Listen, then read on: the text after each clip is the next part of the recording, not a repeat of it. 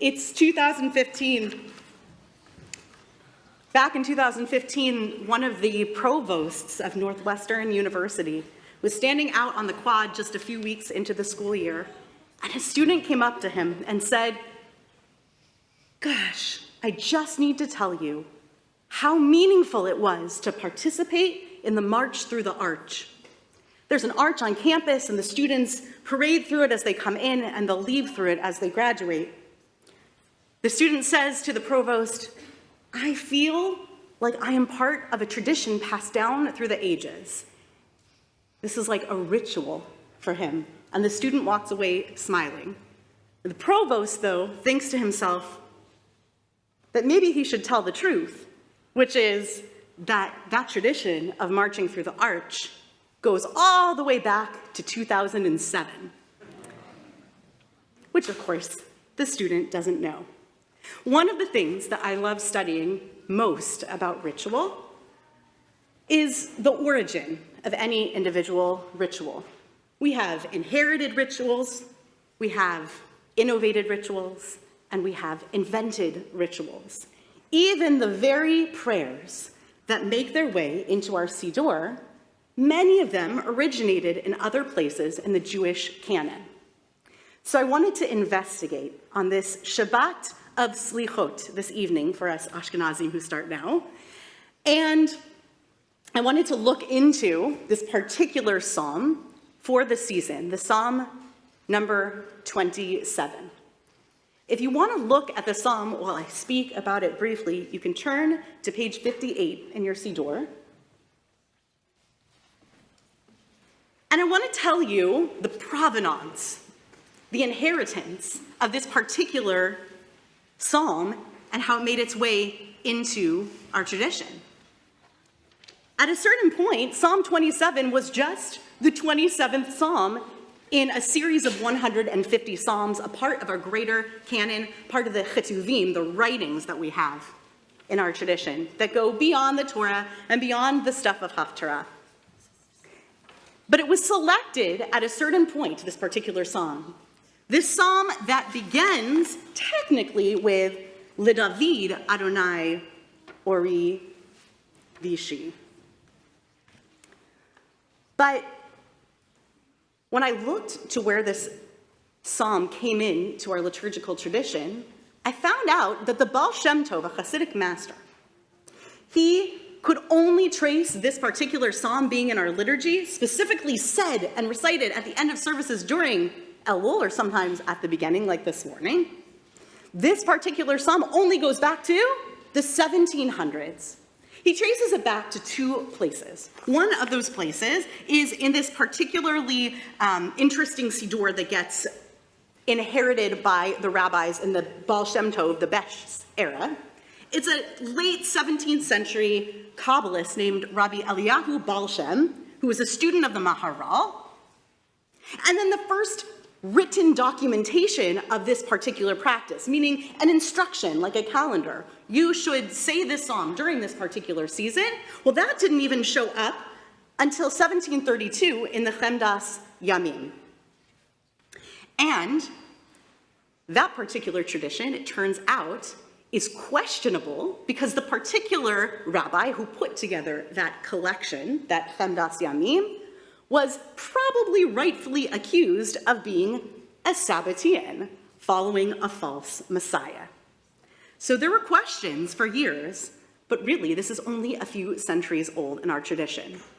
Which is why I was sure that I would be able to find out the meaning behind why this was set in our liturgy. After all, I can't go back and ask a 7th century or a 3rd century rabbi if they haven't written it, if we haven't written it in our codes. But surely from a couple centuries ago, there must be a clear meaning as to why it's in our tradition.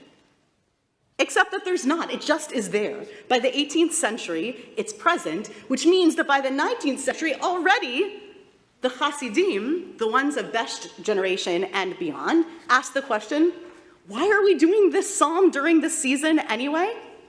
Now, my favorite explanation is always the simplest explanation, which is that Lulay as a line, as a figure inside of our psalm, is simply Elul backwards.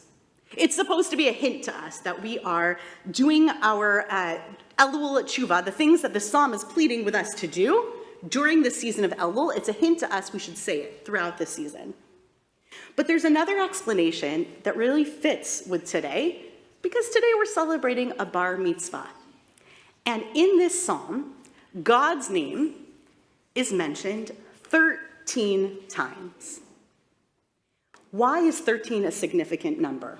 Well, I think Jonah could probably tell us that today, and Marcy's been through it too, and plenty of us who have celebrated B'nai Mitzvah at this age of coming to responsibility of the tradition, responsibility for our tradition.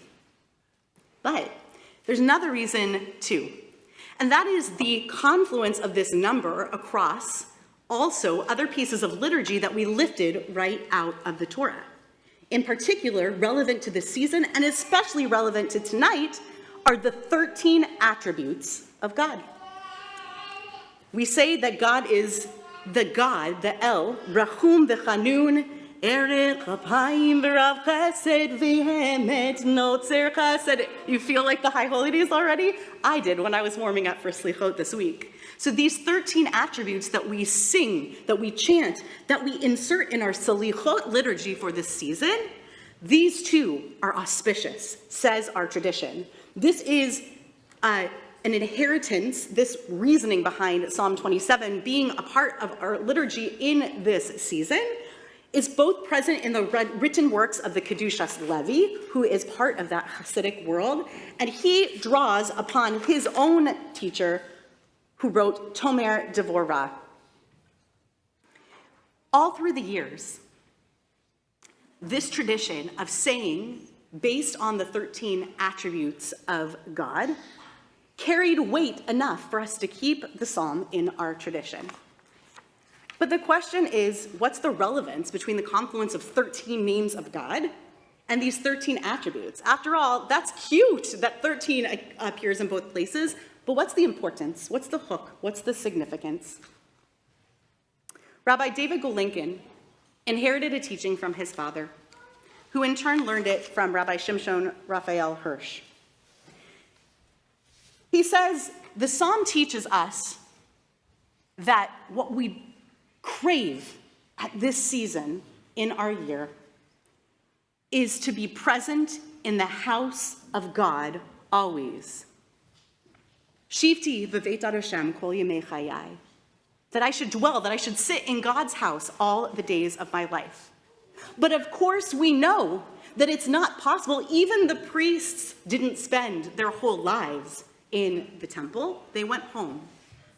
So what does it mean, living all of our days in the house of God?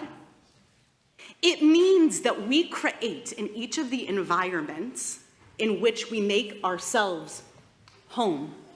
Whether that's our home or our spiritual home, or other communities that are home to us, when we act in emulation of God, when we become mirrors of God's 13 attributes, when just as God we are merciful, when just as God we are patient, then what we make in the place in which we dwell is a Beit Hashem.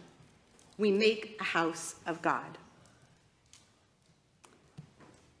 So the challenge that Psalm 27 gives us for this season is to take these attributes that we're asking help in God's judgment over us in this season and see if it's possible to live life like a mirror to the heavens, to take on these attributes, to utilize them in our tshuva process, in our process of apology and of accepting apology, and to live out every space that we're in with as many of these attributes as possible, such that it's not just the places that we might think to call the house of God that are the house of God, but rather every place in which we dwell becomes sacred, gets added sanctity by the way that we act, by being mentions, by being kind, and by being like God.